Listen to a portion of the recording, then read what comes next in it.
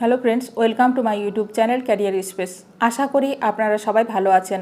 আজকে এই মুহূর্তে শিক্ষক নিয়োগ বাতিলের রায় নিয়ে মুখ্যমন্ত্রী মমতা বন্দ্যোপাধ্যায় ব্রাত্য বসুকে তলব করলেন। কি জানালেন সেই সম্পর্কে বিস্তারিত আলোচনা করব।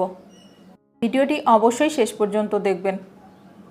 যারা চ্যানেলে নতুন তারা চ্যানেলটিকে সাবস্ক্রাইব করে পাশে থাকা বেল বাটনে প্রেস করে অল নোটিফিকেশানটিকে অন করে রাখবেন, কারণ এমন ধরনের লেটেস্ট আপডেট নিয়ে এই চ্যানেলে সবসময় ভিডিও আপলোড করা হয়ে থাকে। ব্রাত্য বসুকে তলব, এসএসসির রায় মেনে নিতে পারছি না, মুখ্যমন্ত্রী একথা বললেন। বড় খবর এলো। শিক্ষক নিয়োগ দুর্নীতির মামলায় কলকাতা হাইকোর্টের রায় বহাল রেখে পুরো প্যানেলটাই বাতিল করে দিয়েছে দেশের সর্বোচ্চ আদালত সুপ্রিম কোর্ট। এ ব্যাপারে সরকারের পদক্ষেপ ঠিক করতে এবার শিক্ষামন্ত্রীকে নবান্নে ডেকে পাঠালেন মুখ্যমন্ত্রী মমতা বন্দ্যোপাধ্যায়।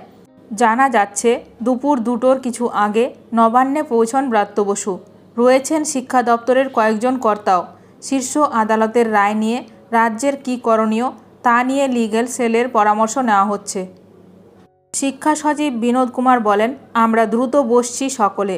কোর্টের কি অর্ডার রয়েছে সেটা গোটাটা ভালো করে দেখা হবে। এরপর পরবর্তী কী পদক্ষেপ করা হবে তার ভিত্তিতে সিদ্ধান্ত হবে। ফ্রেশ সিলেকশন প্রসেস নিয়ে শিক্ষা সচিব বলেন, এটা আমার পক্ষে এখনই বলাটা কঠিন।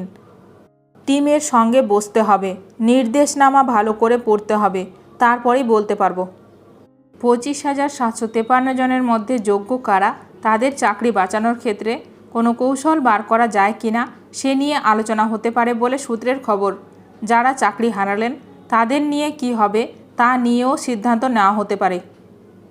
এদিন মুখ্যমন্ত্রী মমতা বন্দ্যোপাধ্যায় বলেন, বিচারপতিকে সম্মান জানিয়েও রায় মেনে নিতে পারছি না। মুখ্যমন্ত্রী বলেন, বিচার ব্যবস্থার সমালোচনা করছি না, তবে এই রায়ও মেনে নিতে পারছি না। বিজেপির টার্গেট বাংলার শিক্ষা ব্যবস্থা, বাংলাকে আর কত হেনস্থা করবেন। এখন দেখার বিষয় এই নিয়ে কি গুরুত্বপূর্ণ পদক্ষেপ গ্রহণ করেন রাজ্য সরকার। শিক্ষক নিয়োগ সংক্রান্ত সমস্ত রকমের আপডেট সবার প্রথমে পেতে এখনই আমার চ্যানেলটি সাবস্ক্রাইব করে রাখুন। ভিডিওটি ভালো লাগলে অবশ্যই লাইক করবেন। আজকের ভিডিওটি এখানেই শেষ করলাম। নতুন কোনো আপডেট নিয়ে দেখা হবে নেক্সট ভিডিওতে।